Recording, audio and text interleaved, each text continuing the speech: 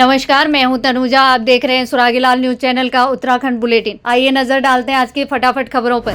DM के निर्देश पर अधिकारियों ने किया आपदा प्रभावित क्षेत्रों का निरीक्षण। वहीं लेवड़ा नदी फिर उफनाई। इंदिरा कॉलोनी और मेहता कॉलोनी सहित विभिन्न क्षेत्रों में हुआ जलभराव। एडीएम पहुंचे मौके पर। सीएमओ ने उप जिला चिकित्सालय का निरीक्षण कर व्यवस्थाओं का लिया जायजा। रक्षाबंधन के त्योहार को देखते हुए खाद्य सुरक्षा विभाग की टीम ने जिला प्रशासन व पुलिस प्रशासन के साथ किया संयुक्त अभियान। रामनगर में नगर पालिका ने ग्रामीण क्षेत्रों में शुरू किया गौग्रास वाहन। वहीं बालक की हत्या के चौथे दिन भी नहीं मिला उसका सिर और हाथ, बलि की आशंका। अब देखिए खबरें विस्तार से। लगातार हो रही बारिश के कारण जनपद चंपावत के विभिन्न क्षेत्रों में उत्पन्न चुनौतियों का त्वरित समाधान और जन सुरक्षा सुनिश्चित करने हेतु जिलाधिकारी मनीष कुमार के निर्देशन पर जनपद के वरिष्ठ अधिकारियों के द्वारा बुधवार को व्यापक स्थलीय निरीक्षण किया गया। निरीक्षण का उद्देश्य वर्षा से प्रभावित क्षेत्रों की वास्तविक स्थिति का मूल्यांकन करना तथा क्षतिग्रस्त सड़कों की स्थिति देखना और आवश्यकतानुसार आपदा प्रबंधन के तहत तत्काल कार्रवाई सुनिश्चित करना था। वहीं डीएम के निर्देश पर मुख्य विकास अधिकारी डॉक्टर जीएस खाती ने ललुआ पानी क्षेत्र, उप जिला अधिकारी चंपावत अनुराग आर्य ने स्वाला क्षेत्र सहित आसपास के इलाकों का स्थलीय निरीक्षण किया तथा जलभराव व भूस्खलन तथा सड़क क्षति जैसी समस्याओं का आकलन करते हुए आवश्यक दिशा निर्देश दिए। आज आपदा की स्थिति को देखते हुए कि रोडों का जो है सुचारू रूप से आवागमन रहे और जो भी यहाँ पर कर्मचारी हैं, मेडिकल के हैं या हमारे पंचायत के हैं, ग्राम विकास के हैं, पटवारी हैं, ये सब अपने क्षेत्रों पे तैनात हैं।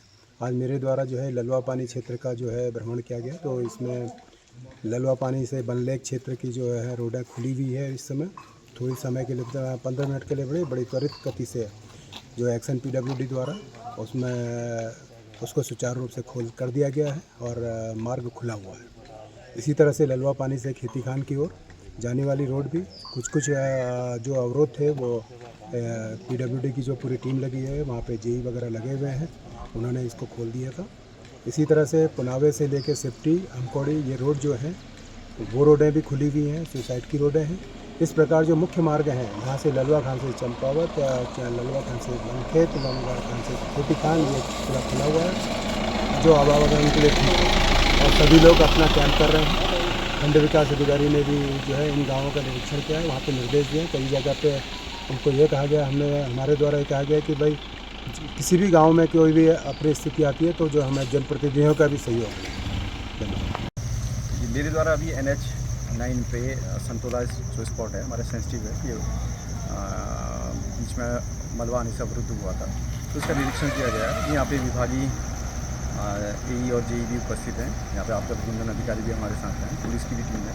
तो अभी तो मार्ग खुलाया गया है। निर्देश दिए गए हैं यहाँ पे कि सुरक्षा की व्यवस्था के लिए कोई अलर्ट सिस्टम जैसे सीटी लगा के कोई आदमी को झंडे, रेड फ्लैग इनके साथ और प्रॉपर वार्निंग के साथ भी यहाँ पे तैनात रखा जाएगा। मार्ग को सुचारू रखा जाएगा।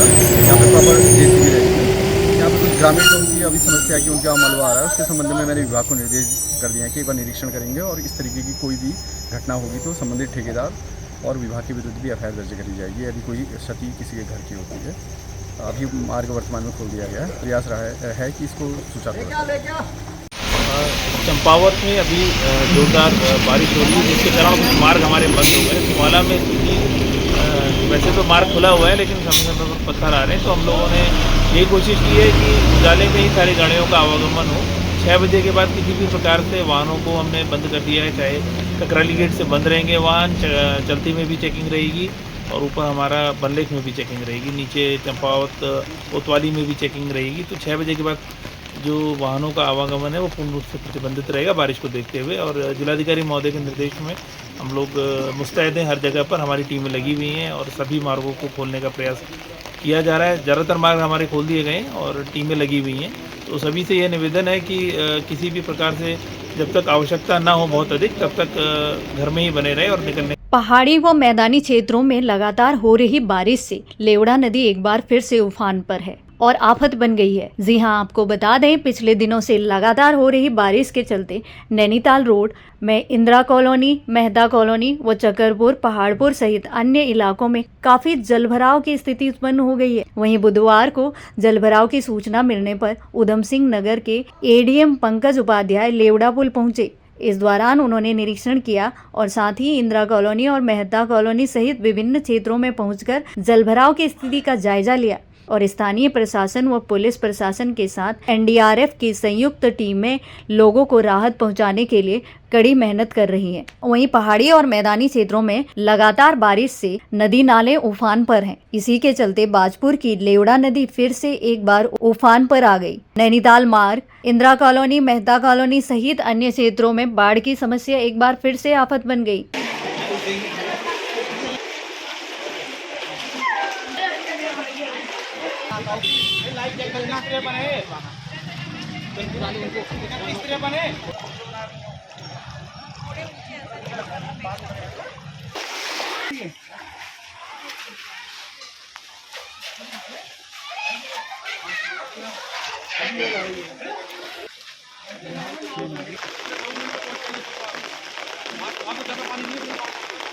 में जो पर्वतीय क्षेत्र में बारिश हुई है और जो बाकी क्षेत्र में भी बारिश हुई है, दोनों का पानी लेवड़ा के माध्यम से निकल रहा है। तो लेवड़ा का जलस्तर भी ऊंचा है और उसमें आज मेहता कॉलोनी के पास में उसकी दीवार टूटी है, जिससे मेहता कॉलोनी में पानी फैला हुआ है। मैंने अभी एसडीएम के साथ ठेकेदार, हमारे जो टीम है यहाँ की राजस्व टीम है, अन्य विभागों की टीम, उसका निरीक्षण किया है। यहाँ के घरों में पानी घुसा हुआ है। इनका सर्वे यदि पिछले दिनों जो पानी आया था उसी दौरान हो गया था, लेकिन वास्तविक स्थिति ग्राउंड रिपोर्ट क्या है, ग्राउंड की स्थिति क्या है, उसको देखने के लिए हम आए थे। यहाँ भी घरों में पानी घुसा हुआ है, लेकिन इधर बड़े पैमाने पर खाली प्लॉट्स हैं जिसमें पानी बह रहा है।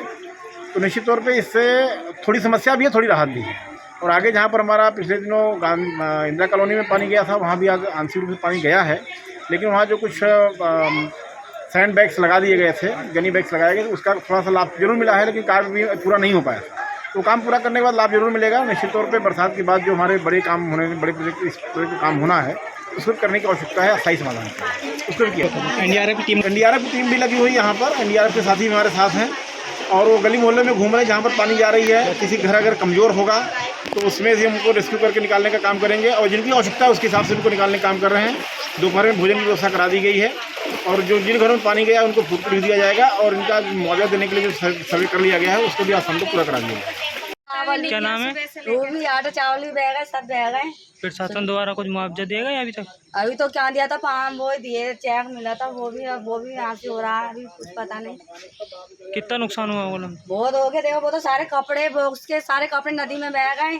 अब वो होगा, हम तो सोच रहे हैं, हमें थोड़ी नहीं पता बाढ़ आ जाएगी। सारा पानी और पूरा घर में जितना सामान है सारा बह गया, आटा चावल सब, जो कागज वगैरह, जब बच्चे भी रो रहे हैं, जब बच्चे रोए हैं, जब ऊपर को पहुंचाया हमने। प्यास से मर रहे हैं यहाँ पे, हमें किसी ने नहीं पूछा, न चाय के लिए, खाने के लिए हमें किसी ने नहीं पूछा आके। यहाँ पे हम ऐसे मरते रहे थे, यहाँ उठकर रात भर पूरे दिन पानी में डूबे रहे हम।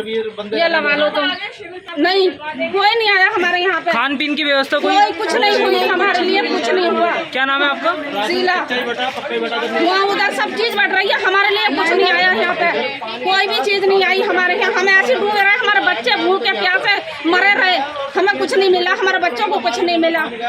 ये बताइए, हम तो ये चाहते हैं, हमें 5000 का कोई लालच नहीं है भैया, हमारा पानी बंद करवा दो यहाँ से बस। कल को कोई किसी का साथ कोई हादसा हो तो आप लोग तो ये बोल देंगे कि लो 4 लाख ले लो, 5 लाख ले लो, किसी का बच्चा कोई नहीं लौटाएगा, किसी की औरत डूब जा, किसी का आदमी डूब जा, कोई नहीं लौटाएगा भैया। हम बताएं तुम्हें, कोई कुछ नहीं लौटा सकता। मगर हमें तो किसी का, हम हाथ जोड़ के विनती करते हैं आपसे, हमें 5000 नहीं चाहिए किसी का, मगर ये पानी के बंद करवाए हैं ऐसे। जीने को नहीं पूछता कोई आकर, तो क्या मतलब है हमारा, ये बताओ मैं जीने का?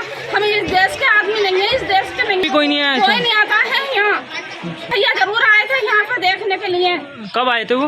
उस दिन बाढ़ आई है, परसों तक। अच्छा। हाँ, और कोई नहीं आया हमें देखने। दिखते भैया जरूर हमारा साथ देते हैं, वो आते हैं बस देखने के लिए, एक शोरत भी आए थे देखना, और कोई नहीं आता यहाँ पे। बच्चे क्या है, मेरे घर का ना खाने का ठिकाना, बैठने का ठिकाना, ना उठने का ठिकाना। क्या नाम है आपका? आशा। अच्छा, कितना नुकसान हुआ होगा लमसम? बस 17,000 का नुकसान हुआ, मेरा कुछ भी नहीं बचा मेरे घर के अंदर। कोई बैठने का ठिकाना नहीं है घर के अंदर। मुआवजा नहीं मिला है अभी तक? 5,000 रुपये पूरा हो गया, 5,000 रुपये नुकसान हो रखा है इतना सारा।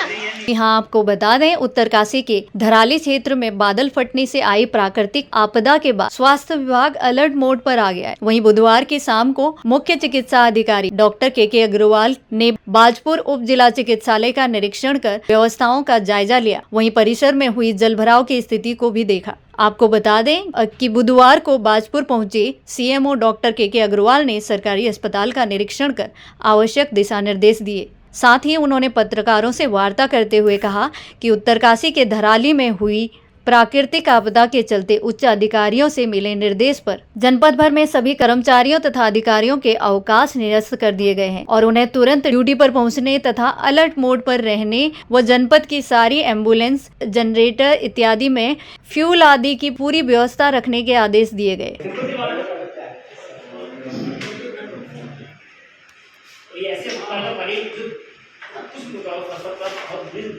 आज हमने अपने महानिदेशक और निदेशक के डायरेक्शन मिलने के उपरांत, वैसे तो हम कल से ही अलर्ट मोड पे थे क्योंकि कल की जो घटना हुई थी शाम को ही अपने सारे डिपार्टमेंट के सारे कर्मचारियों की छुट्टी अवकाश थे वो सारे कैंसिल कर दिए और सबको अलर्ट मोड में रहने के लिए निर्देश दे दिए गए। हमने सारी एम्बुलेंस को 108 हमारी एम्बुलेंस हैं उनको अलर्ट मोड में रखने और उसमें पूरा फ्यूल रखने के लिए कह दिया है। जनरेटर वगैरह में पूरा फ्यूल रहे जिससे और सारे कर्मचारी अपने तैनाती स्थल पर रहें। उसके लिए हमने कल ही आदेश कर दिया था, जिलाधिकारी महोदय ने भी आदेश किया था और उसके उस अनुपालन में हमने वो आदेश कर दिया था। इसके अलावा आज हमने 2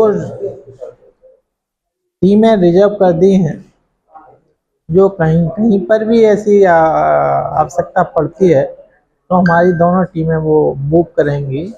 उसमें फिजिशियन भी है, उसमें सर्जन है, ऑर्थोपेडिक सर्जन है, एनेस्थेटिक है, उसमें पीडियाट्रिक डॉक्टर हैं। अगर उत्तरकाशी में भी जाना पड़ता है तो वहाँ पे भी जाएंगे। अगर यहाँ पे ज़रूरत पड़ती है तो हमारी टीम तुरंत वो मूव कर जाएगी और एट द स्पॉट मैनेजमेंट करेगी। ये हमने 2 काम इस मौसम की स्थिति को देखते हुए और हमने सारे हॉस्पिटल्स में सारी दवाइयाँ और जो प्राइमरी फैसिलिटी होती हैं जैसे सक्शन मशीन है, राइस ट्यूब है, कार्डियक मॉनिटर है, आईसीयू बेड हैं, सबको दुरुस्त रखने के लिए और सारे डॉक्टर्स को अपनी तैनाती स्थल पर रहने के लिए बोल दिया गया है। मैं क्योंकि यहाँ बाजपुर में पानी भरा हुआ था तो मैंने पहले जिला चिकित्सालय का निरीक्षण किया, उसके उपरांत मैं बाजपुर का निरीक्षण कर रहा हूँ। इस निरीक्षण में यहाँ पे अभी पानी भरा हो रहा है तो वहाँ पे मच्छरों का और उससे दूषित जो पानी आएगा, अगर पाइपलाइन टूटी है तो उसके अंदर भी जा सकता है जिससे डायरिया आदि का खतरा रहता है। इससे निपटने के लिए हमने जो नगर के जो वाटर सप्लाई जो कि वाटर वर्क्स देखता है या जो भी नगर पंचायत देखती है हमें, तो उसके द्वारा समय प्रत्येक दिन पानी की टेस्टिंग कराई जाएगी और जहाँ जहाँ पानी भरा है वहाँ पे ब्लीचिंग पाउडर और अपना जो ऑयल का छिड़काव आदि किया जाएगा। क्लोरीन की टैबलेट वगैरह भी वितरित कर दी जाएंगी। इसके साथ साथ यहाँ पे भी डायरिया वगैरह होगा, हमारी टीम, हमारे मेडिकल अफसर वहाँ जाके उनका इलाज घरों में जाके करेंगे। अगर ऐसी कोई पोजीशन आती है और ज़्यादा ही स्थिति खराब होती है तो हमारे बेड्स वगैरह अवेलेबल हैं, हम पूरा मैनेजमेंट करेंगे जिसमें कि किसी प्रकार की कोताही नहीं बरती जाएगी। ये बारिश का मौसम है, बारिश का मौसम होने के कारण सभी जगह सीलन आई रही है, पानी भी भर रहा है जगह जगह पे जिससे कि वाटर पंप के माध्यम से निकाला जा रहा है। तो ये स्वाभाविक है लेकिन फिर भी ज़्यादा जहाँ पे सीलन आ रही है, जहाँ पानी टपक रहा है, तो वहाँ पे जो भी हमारे जेई आके देख लेंगे, जो भी रिपेयरिंग वगैरह होनी है वो करा दी जाएगी।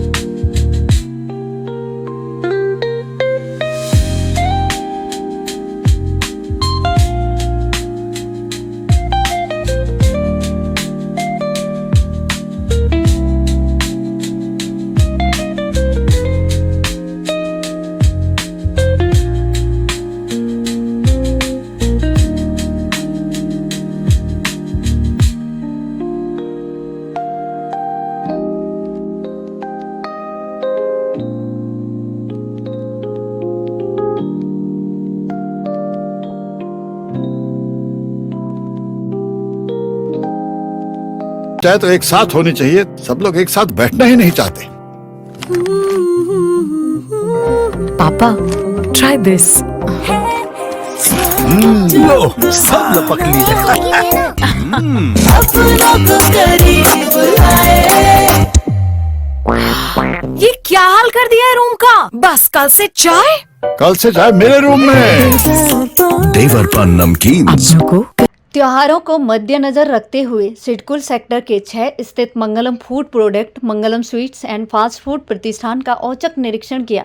इस दौरान टीम ने प्रतिष्ठान पे संदेह के आधार पर काजू का टुकड़ा, मैदा, कलाकंद, खोया 4 खाद्य पदार्थों के सैंपल लेकर जांच के लिए भेजे, जिसके बाद टीम ने नैनीताल रोड स्थित प्रतिष्ठानों का भी निरीक्षण कर बीकानेर से 2 सैंपल, काजू कतली और पेड़ा का भी लिया। पिछले माह खाद्य सुरक्षा अधिकारी आशा आर्या द्वारा मंगलम स्वीट्स एंड फास्ट फूड प्रतिष्ठान से लिए गए सर्विलांस नमूनों की जांच में पाई गई खामियों एवं खाद्य अनुज्ञप्तियों मानकों में पाई गई कमियों के चलते FSSA 2006 की धारा 56 के तहत अपर जिला अधिकारी न्यायालय निर्णयन अधिकारी न्यायालय जनपद उधम सिंह नगर को वादी दायर किया जा चुका है।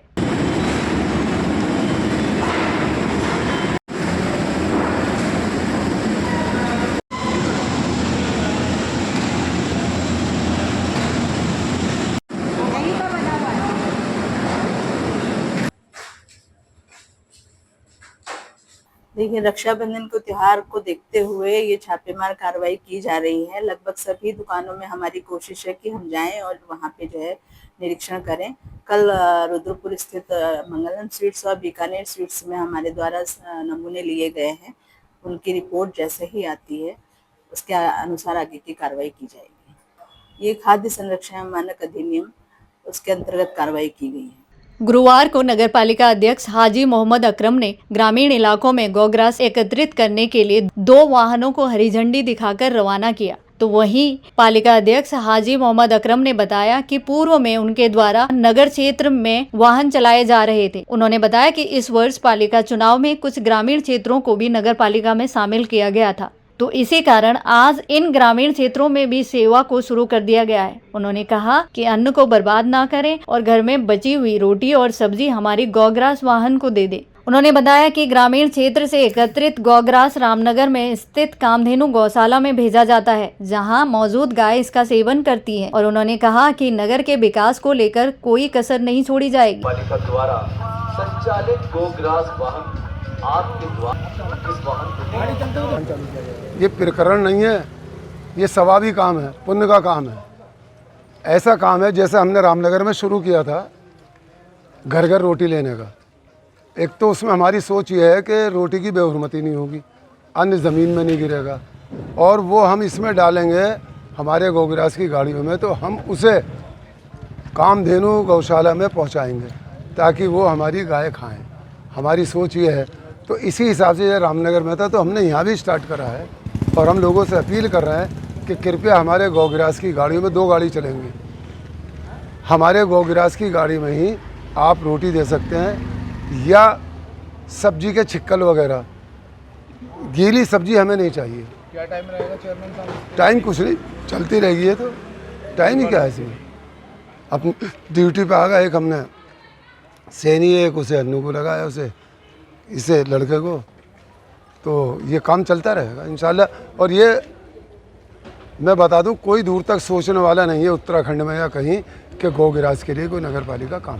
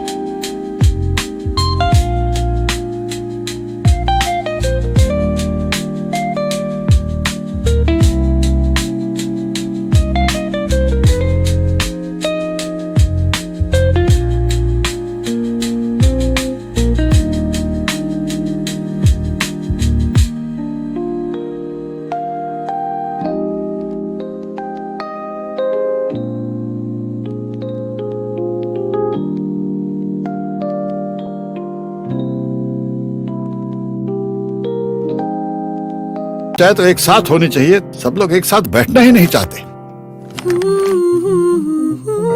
पापा ट्राई दिस। लो सब लपक लिए।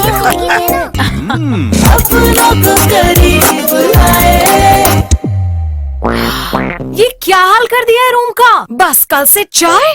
कल से चाय मेरे रूम में। देवर पान नमकीन। काठगोदाम थाना क्षेत्र के पश्चिम खेड़ा 11 वर्षीय अमित मौर्य हत्याकांड के चौथे दिन भी पुलिस पर्दाफाश नहीं कर पाई, जिसके चलते परिवार और स्थानीय लोगों में काफी आक्रोश देखने को मिला। मामले की गंभीरता को देखते हुए खुद वरिष्ठ पुलिस अधीक्षक प्रहलाद नारायण मीणा घटनास्थल की बारीकियों से जांच कर रहे हैं। वहीं मृतक बालक के सिर और हाथ को तलाशने के लिए पुलिस की कई टीमें लगी हुई हैं। फिलहाल पुलिस ने पूरे मामले में एक ही परिवार के 4 लोगों को हिरासत में लेकर उनसे पूछताछ कर रही है।